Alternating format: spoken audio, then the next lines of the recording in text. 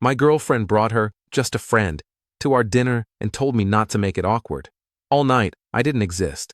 I paid my share, stood up, and said, "Hope he can replace everything." Then I left, and a minute later, her phone started ringing nonstop. And before we go any further, if stories like this hit different for you, subscribe to Vox and Narrator. We post every week, and we don't hold back. I'm 29. I'm not the kind of person who makes scenes in public. I don't raise my voice in restaurants. I don't send long, angry texts. I don't post vague things online to signal that I'm going through something. I process quietly. I decide carefully. And when I'm finished, I'm finished. That's just who I am. I grew up in a house where problems were solved, not performed, and that shaped me in ways I didn't fully understand until this relationship showed me exactly what it costs to be the calm one when the other person is counting on that calm to get away with things. My girlfriend and I had been together for 2 years and 3 months. I know the exact number because I used to be the one who remembered those things. The date we met, the first movie we watched together, the first trip we took. She remembered them too, in the beginning. In the beginning, she was attentive and warm and completely present. We met through a shared hobby, started talking because we kept running into each other at the same place every week, and eventually the talking turned into something neither of us had planned for, but both of us wanted. By month 4, we were spending most weekends together. By month 8, it was understood, without either of us having to say it formally, that this was serious. She was creative, funny, a little chaotic in an endearing way. She made playlists for moods I hadn't named yet. She'd send me voice notes instead of text when she was driving because she said texts felt too formal for someone she actually liked. She showed up. For a long time. She showed up. And then gradually, quietly, with no single moment I could point to, she started showing up less, to me, and more to other things I wasn't entirely informed about. Her friend had been mentioned maybe twice in the first year. Casually. The way you mention someone who exists in your life, but not prominently. "Oh, he was at that thing I went to last month." He sent me something funny. Nothing that registered as significant. I had no strong feelings about him because he barely had a presence in what she told me about her life. I filed him under background character and moved on. Somewhere in month 18, that changed. Update 1. The first thing I noticed was that his name started appearing more frequently in conversation. Not dramatically, just more than before. She'd mentioned something he'd said, something he'd recommended, somewhere they'd been together. Always framed lightly, always accompanied by, "He's just a friend. We've known each other forever," as though I'd asked, which I hadn't. I didn't react to any of it, not because I was suppressing something, but because I genuinely wasn't alarmed yet. People's friendships ebb and flow. Someone who was background for a year can become more present in another season. I understand that. I'm not possessive about friendships.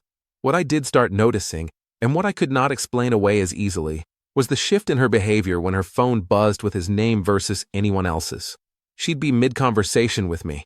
The phone would light up, she'd glance at it, and something in her face would change. Not dramatically, not in a way she was aware of, but I was aware of it. A small brightening. A private thing that she didn't share and didn't try to include me in. I brought it up once.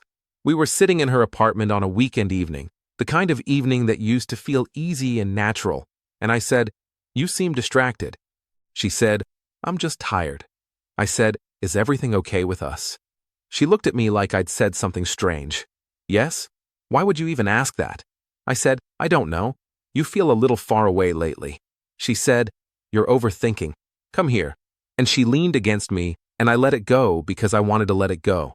Because letting it go felt like trust, and I wanted to be someone who trusted her. That was probably the last real conversation we had about it before the dinner. 3 weeks after that conversation, she came home from what she described as just a quick catch-up with him, and she was different. Lighter, more animated, talking faster than she normally did. She made dinner for us that night, and she was pleasant and warm and present in all the surface ways. But when I looked at her, I had the specific feeling of someone looking at a familiar place and realizing something had been quietly rearranged while they were out. Nothing you could point to. Everything slightly off. I filed that feeling in the same place I was filing everything else. Update 2. She planned the dinner. Her idea entirely.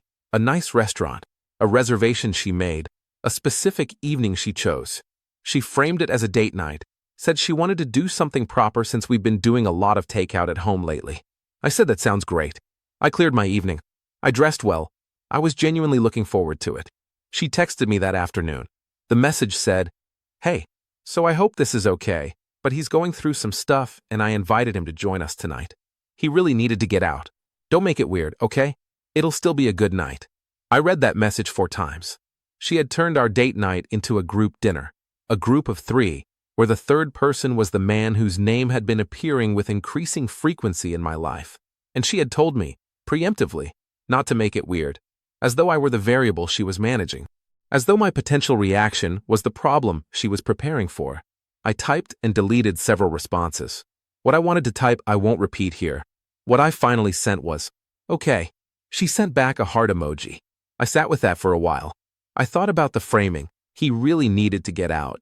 The implication being that his need was the deciding factor and that my evening, my comfort, my plans were secondary considerations she expected me to quietly absorb. And the "don't make it weird," not "is this okay with you," not "I'm sorry for the last-minute change," just a preemptive instruction to not have a reaction. I got to the restaurant at 7:15. The reservation was for 7:30. I was there first, which I'd intended. I got us a table, ordered water, sat down, and waited. They arrived together at 7:28. Not separately, together, from the same starting point. She was laughing at something when they came through the door. She saw me, smiled, waved with the energy of someone who'd spotted a friend across a room rather than the person she was supposed to be having dinner with. They sat down. She sat next to him, across from me. I want to be precise about that. The natural seating for a couple with a guest would be the couple across from each other and the guest at the side. She chose to sit beside him. I was across from both of them. I was the guest. I said nothing. I picked up the menu. I decided to watch. Update 3 the next 2 hours I want to document carefully because I don't want to exaggerate them and I don't want to minimize them either. For the first 30 minutes, I existed in the conversation the way furniture exists in a room. Present, visible, occasionally acknowledged, but not the point. They had a rhythm between them that the dinner table was not interrupting. She laughed at things he said with her whole body.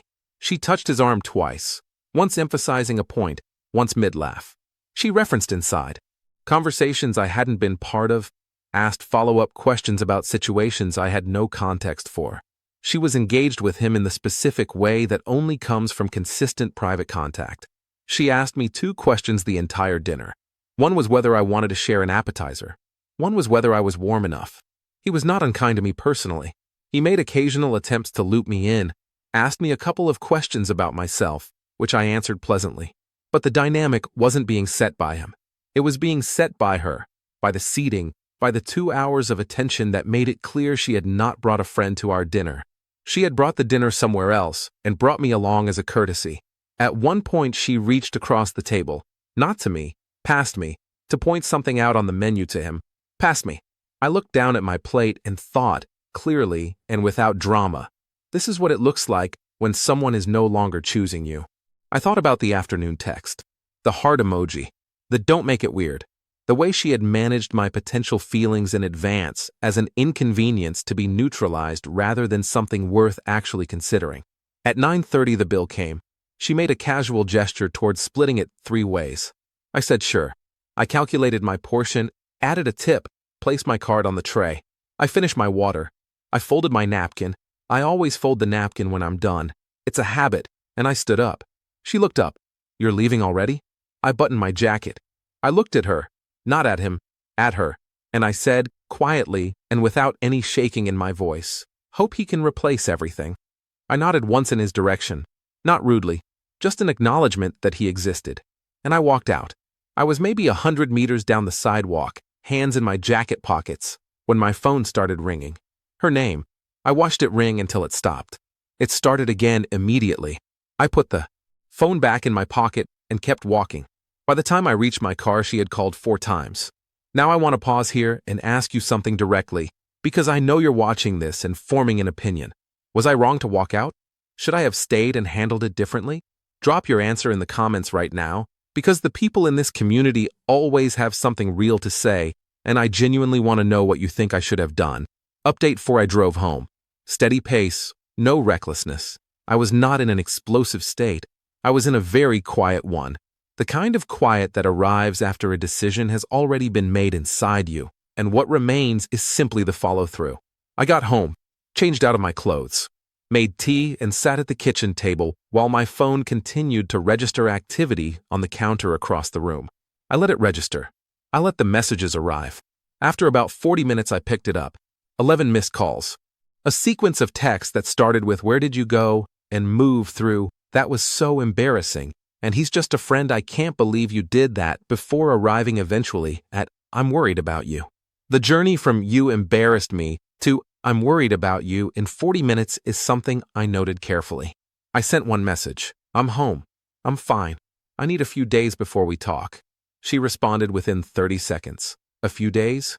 Are you being serious right now?" I put the phone down and went to sleep. The next morning, she called twice before 9 a.m. I didn't answer. I went about my day, made breakfast, handled some things I'd been putting off, took a long walk in the afternoon that helped me think through what I actually wanted to say and what I actually wanted to do. By evening, I had enough clarity to know I wanted one conversation, face to face, before making anything permanent. Not because I was uncertain, but because I didn't want to close a 2-year chapter without giving it the respect of a real conversation. I texted her that evening, "I'm ready to talk. Come over tomorrow if you want." She was there at 11 a.m. Update 5: she looked like she hadn't slept well. I noticed that and felt something about it, because I'm not someone who doesn't feel things. I just don't let feelings override what I can see clearly. She started with, "What you said in front of him was humiliating." I said, "Okay." She said, "That's all you have to say?" I said, "I have a lot to say. I was curious what you'd lead with." She said, "He's my friend. I don't understand why you can't just accept that." I said, "I did accept it. What I didn't accept was being made invisible at a dinner that was supposed to be ours. You weren't invisible. You sat next to him. Silence. There was more room on that side." I looked at her for a moment. "You touched his arm twice. You spent the evening referencing conversations I wasn't part of. You asked me 2 questions in 2 hours. One of them was about the appetizer. I was trying to make him feel included. He's going through a hard time. When I'm going through a hard time, do you bring me to our date nights and spend the whole evening making sure I feel included while the person I'm supposed to be with sits quietly across from me?" She didn't answer that. "I don't think I did anything wrong," she said. I said, "I know. That's exactly what I've been sitting with." "What does that mean?" "It means you arranged the evening the way you arranged it, told me not to make it weird before I'd even arrived, sat beside him, spent 2 hours in a dynamic I wasn't a real part of, called me 11 times when I left, and you're now sitting in my apartment telling me you didn't do anything wrong. I'm not arguing about whether you did something wrong. I'm telling you what I experienced and what I've decided." Something shifted in her expression. She said, "What have you decided?" "I think we want different things. I think you've been wanting something different for a while, and this was just the night it stopped being possible for me to look past it. You're ending this over one dinner. I'm ending this because of everything the dinner confirmed." She cried. I got her water. I sat across from her and waited without speaking. When she was steadier, she said, "Is there anything I can say to change this?"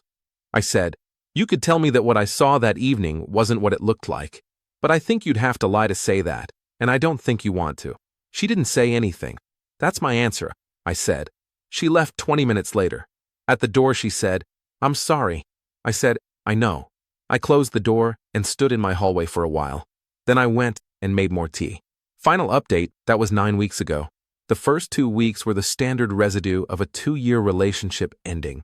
The moments where muscle memory reaches for something that isn't there, the occasional wave that takes a minute to pass.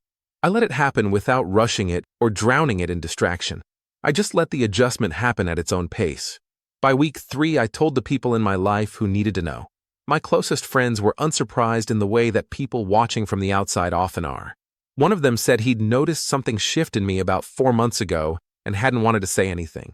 I was glad he hadn't, because I needed to reach my own conclusions in my own time. I found out through a mutual connection, someone who knew us both loosely, not being gossipy, just honest when I asked, that she and her friend had moved from whatever arrangement they'd had into something more formally defined, within weeks of the dinner. I was not surprised. The seating arrangement had already told me that story. I just needed time to read it. What I felt when I heard it wasn't anger or vindication. It was the quiet feeling of an equation completing itself. The variables had always been there. The outcome followed from them. It just took one dinner for me to stop pretending the math didn't add up. 9 weeks out, and I am genuinely well. I sleep better. I have more energy for the people and projects I'd been quietly neglecting. I picked up something I'd set down almost 2 years ago, and I've been at it every week since. And it reminds me of who I am when I'm not spending energy trying to be the right size for someone else's life. She texted once, 5 weeks after our conversation. She said she hoped I was doing okay and that she was sorry for how things went. I read it. I thought about it. I didn't respond. Not because I was being cold or punishing her. I just genuinely had nothing left to say, and silence felt more honest than anything I could have typed. The reservation had been for 2. I should have paid for 2. If you made it to the end of this, you already know how this story felt. Leave a comment below and tell me one thing. What was the moment in this story where you knew it was already over? I read every single comment. Drop it below, and if this story hit home, share it with someone who needs to hear it.